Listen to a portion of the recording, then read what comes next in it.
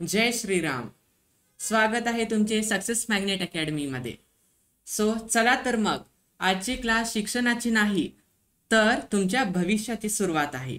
आज आपल्याला पाहायचं ब्लड रिलेशन हा ॲप्टिट्यूडचा टॉपिक. हा टॉपिक खूपच सोपा आहे. ब्लड रिलेशन्स आणि काही मुलांना याच्यात खूप प्रॉब्लेम होता. प्रॉब्लेम का होतात? कारण त्यांना जे इंग्लिशमधले रिलेशन्स आहेत ते त्यांना प्रॉपरली मांडता येत नाही. ठीक आहे. आणि तुम्ही आतापर्यंत कोणती मेथड वापरता? तुम्ही डोक्याने विचार करता. काय विचार करता तुम्ही डोक्याने? की आता एखादं तुम्हाला क्वेश्चन दिलाय तर तुम्ही त्याचं इमॅजिनेशन करता डोक्यात की असं आहे, याचं फादर असं तुम्ही विचार करता. ती ट्रॅडिशनल मेथड सोडून द्या आतापासून. ठीक आहे. आता मी तुम्हाला एक सांगणार आहे डायग्रॅमॅटिक मेथड. त्या डायग्रॅमॅटिक मेथडने तुम्ही ॲप्टिट्यूडचे क्वेश्चन्स असेच सॉल्व्ह करू शकता एकदम बिंदास. फक्त तुम्हाला ते डायग्राम लक्षात ठेवायचे. डायग्राम पण काय अवघड नाही. ठीक आहे. मी सगळ्या गोष्टी तुम्हाला एक्सप्लेन करेन. ओके. आता तुम्ही जर ब्लड रिलेशनला इथे आलात तर पूर्णपणे तुमची जिम्मेदारी मी घेतो. ठीक आहे. फक्त तुम्हाला लक्ष द्यायचं आहे, प्रॉपरली क्वेश्चन सॉल्व्ह करायचे. तर पहा, काही बेसिक ब्लड रिलेशन्स कोणकोणते असतात त्यामध्ये. ठीक आहे. आता तुम्हाला माहिती आहे, एक तुमचं पॅटर्नल साइड असतो. पॅटर्नल साइड म्हणजे काय? तुमचे फादर साइडच्या रिलेशन्स. मॅटर्नल साइड्स मीन्स तुमचे मदर साइडच्या रिलेशन्स. ठीक आहे. मग फादर साइडचे काय रिलेशन, मदर साइडचे काय रिलेशन्स, काय असं काय एवढं डिफरन्स नसतो त्यामध्ये. म्हणजे टेक्निकली डिफरन्स आहे तसं बघितला तर, पण आपल्या इथे सॉल्व्हिंग मध्ये सांगतोय मी, एवढा आपल्याला डिफरन्स नाही पडणार. फक्त तुम्हाला लक्षात काय ठेवायचं यामध्ये मी हे तुम्हाला लिहून दिलेलं आहे इथं. पहिलं तुमचं आहे फादर्स फादर. हे तुम्हाला माहिती आहे, जे तुमचे ग्रँडफादर असतात हे तुमचे वडिलांचे वडील असतात. ठीक आहे. हे त्यांना तुम्ही काय म्हणता? ग्रँडफादर म्हणता. वडिलांच्या आईला ग्रँडमदर म्हणता. ठीक आहे. तुमच्या वडिलांच्या भावाला अंकल म्हणता. वडिलांच्या बहिणीला आंटी म्हणता किंवा आंट म्हणता तुम्ही. ठीक आहे.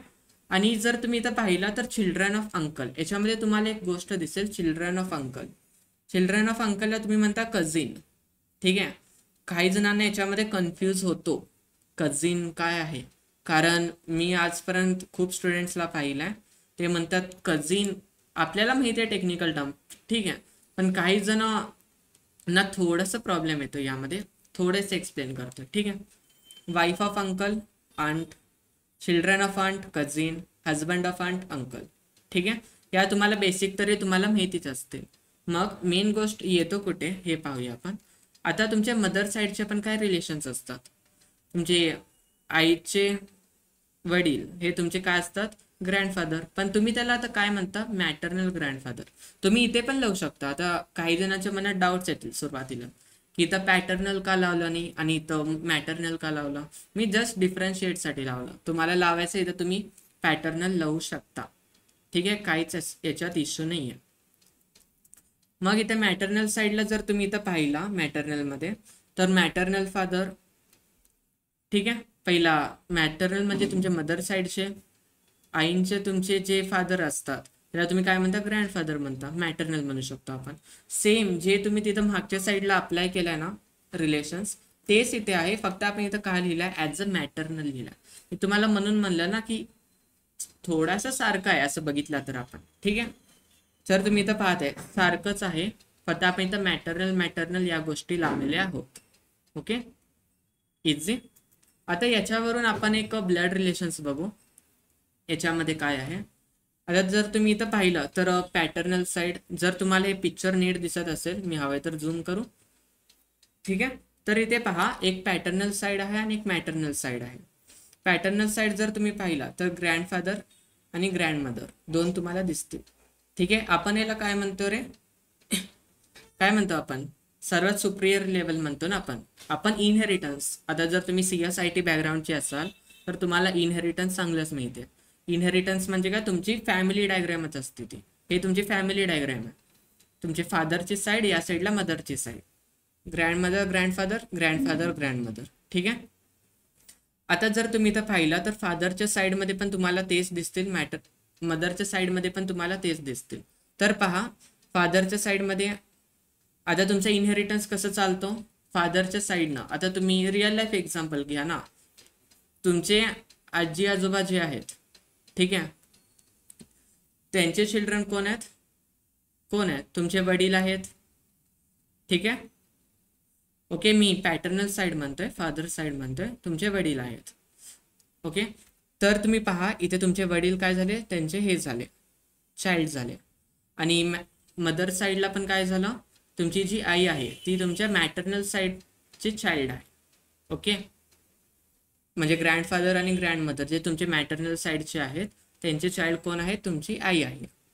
ठीक आहे, मग तुम्ही याला काय म्हणू शकता, आता तुमची फॅमिली डायग्राम इथून चालू होते. ओके, याच्यामध्ये जर तुम्ही इथं पाहिला तर याला पण पॅटर्नल साइड म्हणलंय, आणि तुम्ही कुठे इथे आहे खाली, हे मी इथं दिसतोय, हा तुम्ही आहे. ठीक आहे, आता तुम्ही मुलगी असू शकता, मुलगा असू शकता. ओके, मी काय जेंडरवर काय म्हणे ना, एक क्लासिक एक्झाम्पल दिलाय की तुम्ही हे आहात. ओके, हे बॉय आहेत. तर याच्यामध्ये जर तुम्ही इथं पाहिला, हा बॉय आता कसं होणार, फादर आणि मदर हे तुमचे काय, तुमचे आई वडील आहेत. ठीक आहे, त्यांचे चाइल्ड कोण आहेत, तुम्ही आहात. बरोबर, त्यानंतर तुमची वाईफ असणार किंवा तुमचा हजबंड असणार. ठीक आहे, हे दोघांचं रिलेशन कसं आहे, हजबंड वाईफचं रिलेशन आहे. इथं मदर फादरचं रिलेशन आहे. पण जर तुम्ही अजून खाली आलात तर तुम्ही तुमचे जे चाइल्ड्स आहेत त्याला तुम्ही काय म्हणता, सन म्हणता किंवा डॉटर म्हणता. बरोबर आहे, सन किंवा तुम्ही त्यांना डॉटर म्हणू शकता. ओके, जर तुमच्या साईडचे असेल तर सन, डॉटर या सगळ्या गोष्टी तुम्ही इथून म्हणू शकता. आता हे एक छोटीशी डायग्रॅम आहे, आपल्याला इथंपर्यंतच पाहिजे त्या डायग्रॅमला. ठीक आहे, याच्या खाली नाही जायची आपल्याला, आपण याच्या खाली जाणार आहोत पुढे जाऊन. ठीक आहे, जर आपण इथेपर्यंत पाहिला तर आपल्याला एवढ्या गोष्टी समजतील. आता मी तुम्हाला एक छोट्याशा याच्याने एक्सप्लेन करतोय थोडासा. ओके, काय एक्सप्लेन करतोय पहा मी. ठीक आहे, आता हा ब्लड रिलेशन्स आहे तुमच्याकडे टॉपिक. आता मी इथं राईट करतोय, तर मी एक डायग्रॅम बनवतोय आता इथे. ते डायग्रॅम नीट पहा सगळ्यांनी. ठीक आहे, काही गोष्टी तुम्हाला लक्षात ठेवायच्या सॉल्व्ह करण्यासाठी. हे तुम्ही फॅमिली डायग्रॅम पाहिली, तुम्हाला माहिती आहे. आता मी इथं काही हे करतोय, तर सिम्बॉल्स तुम्हाला काही वापरायचे आहेत. ठीक आहे, जस्ट अ मिनिट, तुम्हाला काही इथं सिम्बॉल्स वापरायचे आहेत. ठीक आहे, आता त्या सिम्बॉल्स कोणकोणते आहेत आपण ते पाहूयात. पहिला सिम्बॉल जो आहे हा तुमचा, तुम्ही म्हणू शकता एक बॉक्स किंवा स्क्वेअर म्हणू शकता. हा स्क्वेअर सिम्बॉल तुम्हाला कशासाठी वापरायचा आहे, मेल इंडिकेट करण्यासाठी. ठीक आहे, हा तुमचा असतो मेलसाठी.